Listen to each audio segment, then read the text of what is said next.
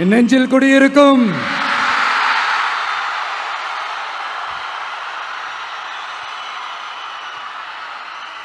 தமிழக மக்கள் உங்கள் அனைவருக்கும் என்னுடைய வணக்கமும் என்னுடைய நன்றிகளும். குறிப்பா திருச்சி கிழக்கு தொகுதி மக்கள் உங்கள் அனைவருக்கும் என்னுடைய ஸ்பெஷல் வணக்கமும் ஸ்பெஷல் நன்றிகளும். இதை நான் ஏன் இப்படி சொல்கிறேன்னா, என்னை இப்போ பெரம்பூர் தொகுதி எம்எல்ஏன்னு தான் சொல்லுவாங்க. பட் ஆனால் அது எலெக்ஷன் கமிஷனோட அந்த சட்ட விதிகளுக்கு மட்டும்தான் அப்படி. ஆனால் என்னை பொறுத்த வரைக்கும், தமிழ்நாட்டை பொறுத்த வரைக்கும், தமிழ்நாட்டுக்கு எப்படி திருச்சி ஒரு இதயம் மாதிரியோ, அந்த மாதிரி என்னோட இதயத்துக்கு திருச்சி கிழக்கு தொகுதி மக்களும் ரொம்ப ரொம்ப ரொம்ப க்ளோஸ் தான். அதுல எந்த மாற்றமும் கிடையாது. சரிங்களா?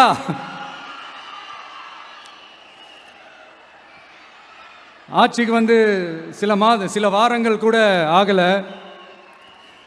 6 மாசம் அமைதியா இருப்போம்னு சொன்னவங்களாம் 6 நாள் கூட அமைதியா இருக்க முடியல. ஆட்சிக்கு அரை மணி நேரத்திலே ஆரம்பிச்சிட்டாங்க. பாவம், ஒரு கல்யாண வீட்டிலலாம் போய் புலம்பிட்டு இருக்காங்க. நான் சொன்னதெல்லாம் நடக்குதா? 1 by 1 எல்லா புலம்பல்ஸும். அது மாதிரி இத்தனை வருஷமா மாத்தி மாத்தி உங்களை ஏமாத்திக்கிட்டு இருந்த இந்த 2 பேரையும் வேண்டாம்னு சொல்லி ஒதுக்கிட்டு உங்களுக்காக உண்மையா உழைக்க வந்த உங்க விஜய, உங்க அண்ணனை, உங்க தம்பிய முதல் அமைச்சரா இல்ல முதல் சேவகனா ஆக்கியிருக்கிறீங்க. தலை வணங்கி ஒட்டுமொத்த தமிழக மக்களுக்கும் இந்த நேரத்தில் என்னுடைய நன்றியை தெரிவிச்சுக்கிறேன். இந்த நேரத்தில் எங்களுக்கு ஆதரவு தெரிவித்த அத்தனை இயக்கங்களுக்கும், அத்தனை இயக்கத்தின் தலைவர்களுக்கும் மீண்டும் என்னுடைய நன்றியை தெரிவிச்சுக்கிறேன்.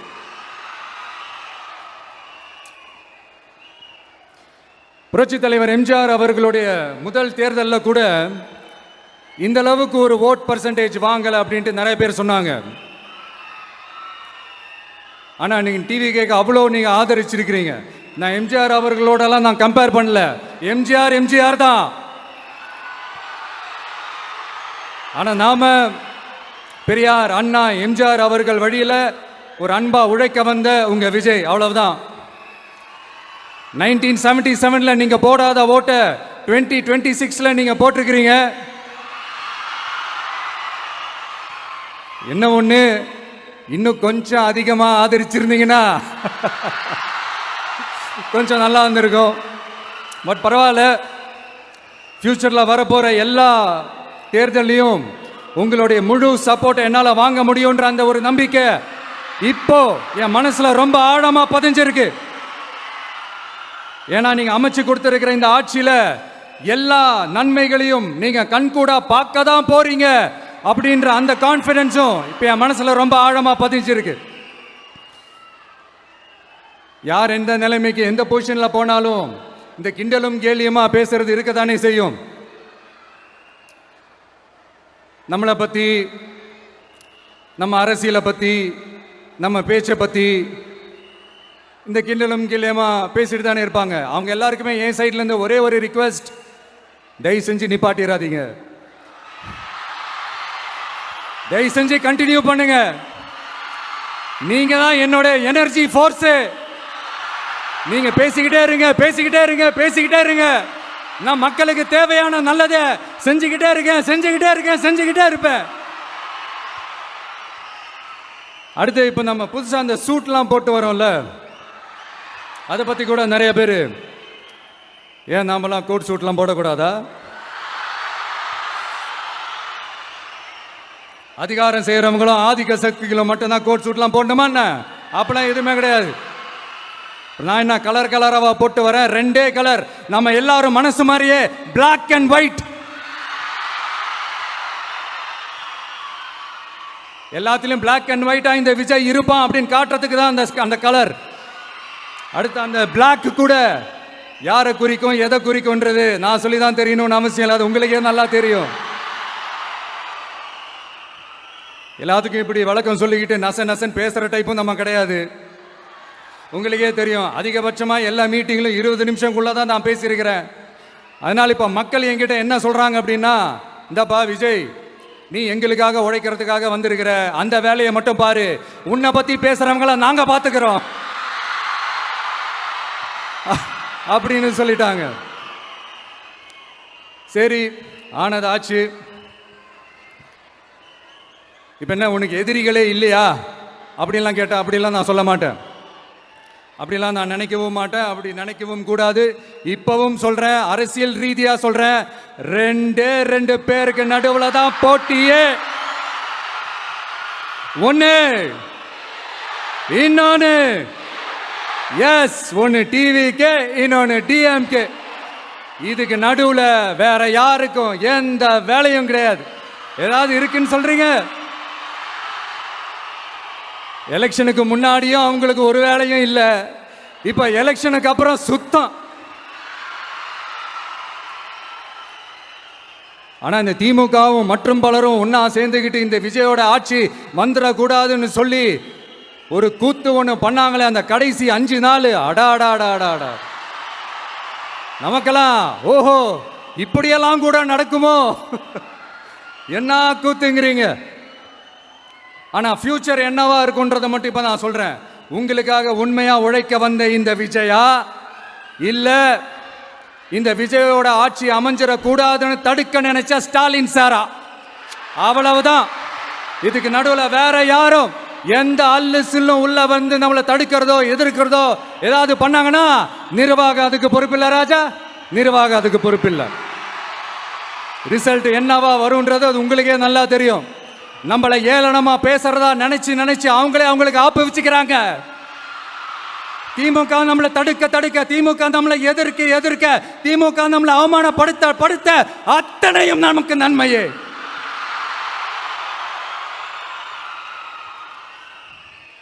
ஒன்று கவனிச்சிங்களா மக்களே, நம்ம ஆட்சிக்கு வந்ததுக்கு அப்புறம் ஒரு விஷயம் ஒன்று நடந்துகிட்டு இருக்கு. இது இந்த ஜென்சி தலைமுறையை அட்ராக்ட் பண்றதுக்காக இங்கிலீஷ் தமிழ் கலந்த அறிக்கை, அது சொல்ல வந்த நினைச்சிங்களா? அந்த காமெடி எல்லாம் கிடையாது. அடுத்து இந்த ரியாலிட்டியை மறந்துட்டு இந்த ரீல்ஸ் போடுறது, அது சொல்ல வந்தீங்களா? அந்த காமெடியும் கிடையாது. இது சீரியஸாக ஒரு விஷயம் நடந்துகிட்டு இருக்கு. முன்னெல்லாம் சட்டசபையில் யார் பேசுனா நமக்கு என்ன, யார் அடிச்சுக்கிட்டா நமக்கு என்னன்னு இருந்த கூட்டம்லாம் இப்போ சட்டசபையில் என்ன நடக்குது, என்ன பேசிக்கிறாங்கன்றது ரொம்ப உன்னிப்பாக கவனிக்கிறாங்க. கவனிச்சிங்களா? திமுக ஸ்டைலே சொல்லணும்னா ரீல்ஸ் போட்ட கூட்டம்லாம் இப்போ நியூஸ் பார்த்துக்கிட்டு இருக்கிறாங்க. அதுல நமக்கு சந்தோஷம் தான், பெருமை தான். நம்மளுடைய யங்ஸ்டர்ஸ், நம்ம பெண்கள் எல்லாம் அந்த அரசியல் என்னன்னு தெரிஞ்சுக்கணும், அந்த அரசியல் என்னன்னு புரிஞ்சுக்கணும்னு அப்படி ஒரு விழிப்புணர்வு ஏற்பட்டிருக்கு. அதுல எங்களுக்கு சந்தோஷம் தான். இதெல்லாம் யாரால நடந்திருக்கின்றது நான் சொல்லிதான் உங்களுக்கு தெரியணும்னு அவசியம் இல்லை, அது உங்களுக்கே நல்லா தெரியும். இப்படிப்பட்ட நம்ம தெய்வங்களை, இப்படிப்பட்ட நம்ம மக்களை தற்குறின்றது இன்னமும் சொல்லிக்கிட்டு இருக்கிறாங்க. நான் காஞ்சிபுரத்தில் சொன்னதை தான் இங்க நான் திரும்பவும் ரிப்பீட் பண்றேன். நீங்க தற்குறின்னு சொன்னீங்களே, அவங்க தான் உங்களோட அரசியல் வாழ்க்கையே ஒரு கேள்விக்குறி ஆக்கி இருக்கிறாங்க. கேள்விக்குறி ஆக்கிட்டாங்க, இன்னமும் ஆக்க போறாங்க. அன்னைக்கு நான் சொன்னப்போ சிரிச்சவங்களாம் இன்னைக்கு என்ன பண்ண போறாங்களோ. உண்மையை சொன்னாதான் அந்த கூட்டத்துக்கு கசக்குமே. உண்மையிலே நீங்க மக்கள் மனசை புரிஞ்சு வச்சிருந்தீங்கன்னா நீங்க இப்படி மக்களை தப்பாவே பேசியிருக்க மாட்டீங்க. அது என்ன, அப்புறம் அரசியல் புரிதல் இல்லாம மக்கள் நமக்கு ஓட்டு போட்டுட்டாங்களாம். இந்த கவர்ச்சியில மயங்கி மக்கள் நமக்கு ஓட்டு போட்டுட்டாங்களா? நான் என்ன, சரி விடுங்க.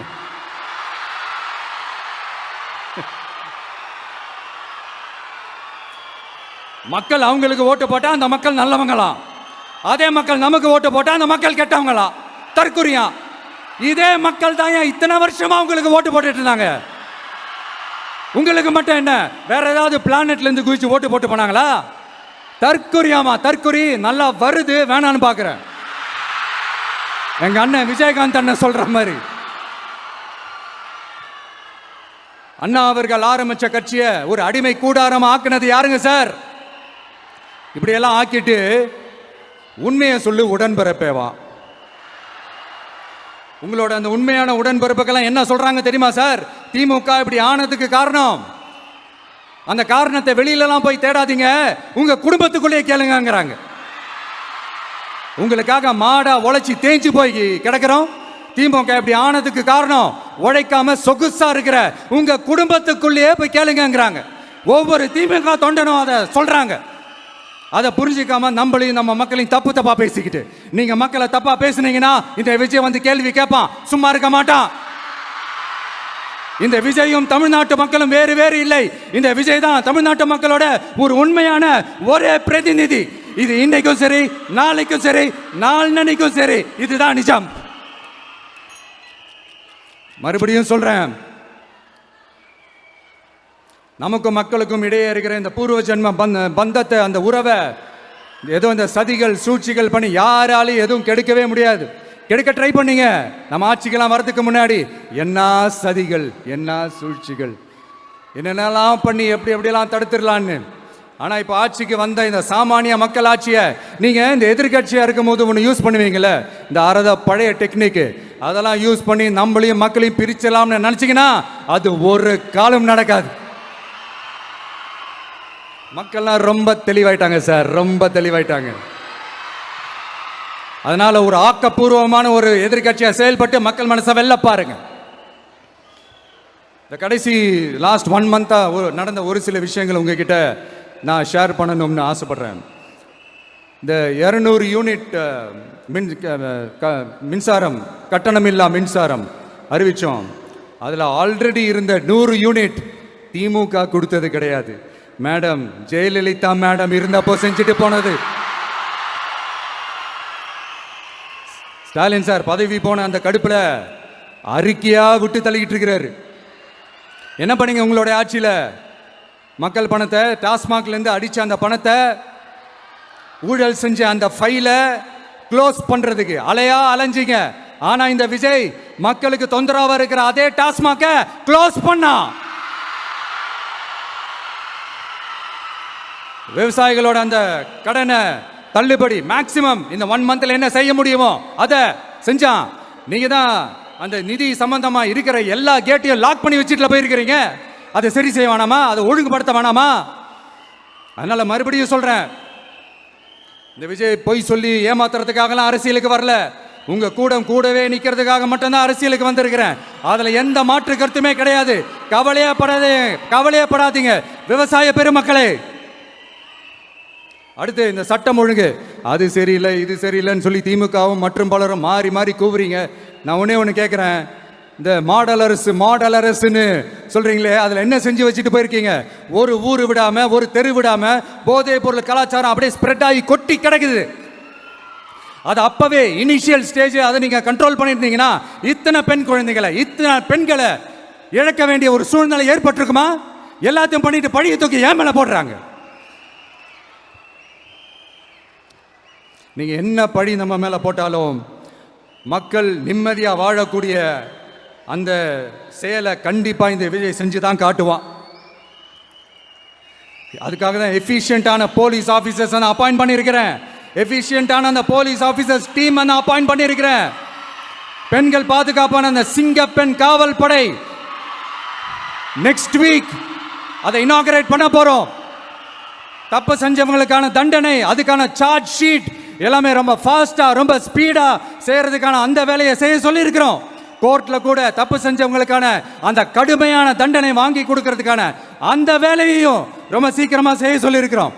அதனால நீங்க என்ன பழி நம்ம மேல போட்டாலும் உண்மையா உறுதியா மக்களுக்கு தேவையான எல்லா விஷயங்களையும் இந்த விஜய் செஞ்சு தான் காட்டுவான். இப்படியெல்லாம் நம்ம சொல்றதுனால இவங்க என்ன சொல்லுவாங்க தெரியுமா? அவங்க தான் ஆட்சியிலே இல்லையே, அப்புறம் ஏங்க அவங்கள குறை சொல்றீங்க அப்படின்னு கேட்பாங்க. வேரில் வெந்நியை ஊற்றிட்டு போனவங்கள வெளிச்சம் போட்டு காட்டாம பின்ன வேற என்ன சொல்லுவாங்க? இதெல்லாம் மக்கள்கிட்ட நம்ம தெளிவாக எடுத்து சொல்லணும் இல்லையா? அதுக்காக தான் இதெல்லாம் சொல்லிட்டு இருக்கிறேன். நம்ம மக்களுக்காக இவ்வளோ வேலை பார்க்குறோம், ஆனால் இவங்க அதையெல்லாம் விட்டுட்டு குதிரை பேரம் பண்ணுறாரு, அது பண்ணுறாரு, இது பண்ணுறாருன்னு சொல்லிட்டு தப்பாக கதையெல்லாம் அடித்து விட்டுக்கிட்டு இந்த தீய சக்தியும் தீந்து போன சக்தியும் அதாங்க திமுகவும் மற்றும் பலரும் ஒன்னா சேர்ந்துக்கிட்டு திருட்டுத்தனமா யாருக்கும் தெரியாம ஒரு ஓரமா மூலையில உட்கார்ந்துட்டு பேரம் பேசி கூட்டு சேர்ந்து ஆட்சி அமைச்சு கொள்ளையடிக்க திட்டம் போட்டாங்க. அது ஏன் தெரியுமா? உங்களோட இந்த டிவிக்கு ஆட்சி அமைஞ்சா அவங்க பொழப்பே போயிடும். அந்த கொள்ளையடிக்கிறது, லஞ்சம், ஊழல் எல்லாமே கத்தம் கத்தம். அதான் இந்த காரணம். அடுத்து ஸ்டாலின் சார், திமுக வந்து இப்போ தீய சக்தி மட்டும் இல்ல, மக்களை விட்டு ரொம்ப தூரமா போன தூர சக்தி, ஓர சக்தி, கோர சக்தி, பார சக்தி. நீங்க எப்போ இந்த தீந்து போன சக்தியோட நீங்க கூட்டு சேர்ந்துக்கிட்டு ஆட்சி அமைக்கணும்னு நினைச்சீங்களோ அப்பவே இந்த திமுக தூர்ந்து போன சக்தியாகவும் ஆயிடுச்சு. நீங்களாம் நம்மளை பத்தி அவதூறு பேசலாமா சார்? இது நியாயமா? மக்களை இவ்வளவு பெரிய மக்கள் சக்தி நம்மளோடு இருக்கும் போது நமக்கு எதுக்கு வேற அரசியல்? எலெக்ஷன்ல 50-60 வருஷமா இருந்த சாதிய உடைச்சிருக்கிறோம், மதத்தை உடைச்சிருக்கிறோம், காசு கொடுத்து ஓட்டு வாங்கறத உடைச்சிருக்கிறோம். நாம எது செஞ்சாலும் கான்ஸ்டிடியூஷன்ல தான் செய்வோம். நாம சிங்கிள் மெஜாரிட்டி வாங்கி இருந்தாலும் நம்மள நம்பி முறையா கூட்டணியில கட்சியில ஆதரிக்க வர்றவங்களை அரவணைச்சு தான் இருப்போம். நான் இப்பவும் மீண்டும் டிக்ளேர் பண்றேன், டிவிகே ஆட்சி எந்த பாகுபாடும் இல்லாம எல்லாருக்குமான ஒரு ஆட்சியா தான் இருக்கும். அதுல எந்த மாற்றமும் கிடையாது. ஸ்டாலின் சார் மாதிரி ஊசலாட்டம் இருக்கவே இருக்காது. மதச்சார்பற்ற கொள்கையில சமரசமே இல்லை. மாநில உரிமைகள்ல விட்டு கொடுக்கவே மாட்டோம். நதி நீர் உரிமைகளை விட்டு கொடுக்கவே மாட்டோம். சமூக நீதி, சமத்துவ நீதியை ஒரு நாளும் விட்டு கொடுக்கவே மாட்டோம். அதனால திருச்சி கிழக்கு தொகுதி மக்களே, தமிழ்நாட்டில் இருக்கிற 234 தொகுதியும் நம்ம தொகுதி தான். அதுல எந்த கட்சி ஜெயிச்சிருந்தாலும் அது நம்ம தொகுதி தான். பெரம்பூரா இருக்கட்டும், திருச்சி கிழக்கா இருக்கட்டும், எனக்கு 2 கண்கள் மாதிரி. அதுலயும் திருச்சி கிழக்கு என் செல்லப்புள்ள மாதிரி. அதனால வரப்போற இடைத்தேர்தல்ல உங்க வீட்டில் இருக்கிற ஒருத்தரை தான் வேட்பாளரா நிக்க வைக்க போறோம். நீங்க எப்படி இந்த விஜய்க்கு ஆதரவு கொடுத்து ஓட்டு போட்டு ஜெயிக்க வச்சீங்களோ அதே மாதிரி வரப்போற இடைத்தேர்தல்ல உங்களுடைய அந்த வேட்பாளரையும் ஜெயிக்க வைப்பீங்கன்ற அந்த ஒரு நம்பிக்கை நான் முழுமையாக தான் நம்புறேன். எனக்கு இப்ப வேற எந்த வேலையும் இல்லை உங்களுக்காக உழைக்கிறத தவிர. என் கடன் இனி என் மக்களுக்கு பணி செய்து கிடைப்பதே. மீண்டும் என்னை ஜெயிக்க வச்ச தமிழக மக்களுக்கும் திருச்சி கிழக்கு தொகுதி மக்களுக்கும் மீண்டும் என்னுடைய நன்றியை தெரிவிச்சுக்கிட்டு கான்பிடென்டா இருங்க, நல்லதே நடக்கும், வெற்றி நிச்சயம். மீண்டும் சந்திக்கும் வரை நன்றி, வணக்கம்.